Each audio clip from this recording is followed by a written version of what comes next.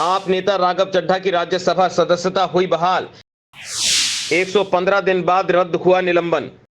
आम आदमी पार्टी के राज्यसभा सांसद राघव चड्ढा की सदस्यता बहाल कर दी गई है। लोकसभा के शीतकालीन सत्र से पहले सदस्यता बहाल किए जाने पर राघव चड्ढा ने अपनी प्रतिक्रिया दी। अगस्त 2023 को मुझे राज्यसभा से सस्पेंड किया गया था, यानी कि भारत की संसद से निलंबित किया गया। अपने सस्पेंशन को समाप्त कराने के लिए और फिर से सदन के भीतर जाकर आपकी आवाज उठाने के लिए मुझे सुप्रीम कोर्ट का दरवाजा खटखटाना पड़ा। जी हां, न्याय के मंदिर टेंपल ऑफ जस्टिस जाकर न्याय की गुहार लगानी पड़ी। Honourable supreme court of India ने मेरे सस्पेंशन के संदर्भ में जो मैंने याचिका दायर करी थी उसका संज्ञान लिया और उसमें हस्तक्षेप किया। उच्चतम न्यायालय के हस्तक्षेप के बाद मेरी सस्पेंशन समाप्त हुई। दरअसल राघव चड्ढा की सदस्यता सदन की कार्रवाई के दौरान दुर्व्यवहार और फर्जी हस्ताक्षर के आरोप में रद्द की गई थी। हालांकि राघव ने अपने ऊपर लगे आरोपों को सिरे से खारिज कर दिया था कि बीजेपी उनकी सदस्यता रद्द करना चाहती है ताकि कोई भी संसद में उनके विरोध में आवाज ना उठा सके। बता दें कि सदन की कार्रवाई के दौरान बीजेपी के 5 सांसदों ने दावा किया था कि दिल्ली सेवा विधेयक से संबंधित प्रस्ताव को उनकी सहमति के बगैर उनके फर्जी हस्ताक्षर का सहारा चड्ढा ने लिया। वहीं इस विवाद के सामने आने के बाद राज्यसभा के सभापति जगदीप धनखड़ ने कहा कि पूरे मामले की जांच की जाएगी। इसके बाद पूरे मामले को जांच के लिए विशेष अधिकार समिति के पास भेजा गया। वहीं चड्ढा ने अपने बयान में कहा था कि पूरे मामले की विस्तृत जांच की जाएगी। वहीं सदन में कार्रवाई के दौरान आप सांसद राघव चड्ढा ने फोन जासूसी मामले और पोस्ट कार्ड बिल के विरोध में क्या कुछ कहा, चलिए आपको सुनवाते हैं।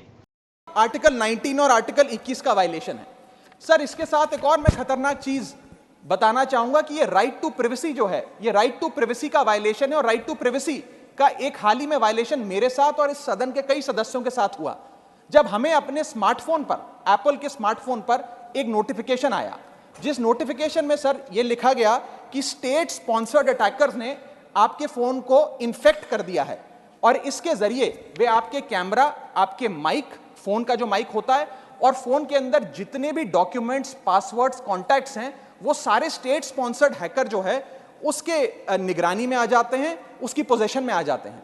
ये किसी साधारण व्यक्ति के साथ नहीं सर, देश के कई सांसदों के साथ हुआ।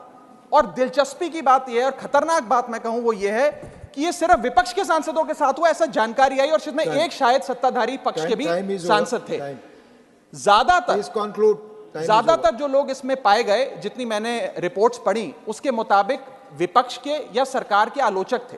ये एक बड़ा खतरनाक हमला फोन्स पर हुआ। मैं चाहूंगा कि भारत सरकार इसमें जांच करे, आपके अध्यक्षता में सर वो जांच हो सके तो एक जॉइंट पार्लियामेंट्री कमेटी का गठन हो कि किस प्रकार से ये स्टेट स्पॉन्सर्ड अटैकर्स पेगासस नाम के और अन्य प्रकार के सॉफ्टवेयर का इस्तेमाल कर जो लोग आप कह सकते हैं आलोचक हो सरकार के या विपक्ष के नेता हो, उनके फोन को इन्फेक्ट कर रहे हैं।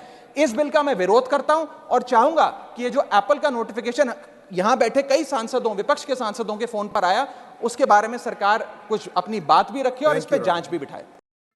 राजसत्ता टीवी पर आपको मिलती है देश दुनिया से जुड़ी एक से बढ़कर एक खबरें। आप भी जुड़िए, हमारे चैनल को सब्सक्राइब करिए और बेल आइकॉन दबाना मत भूलिएगा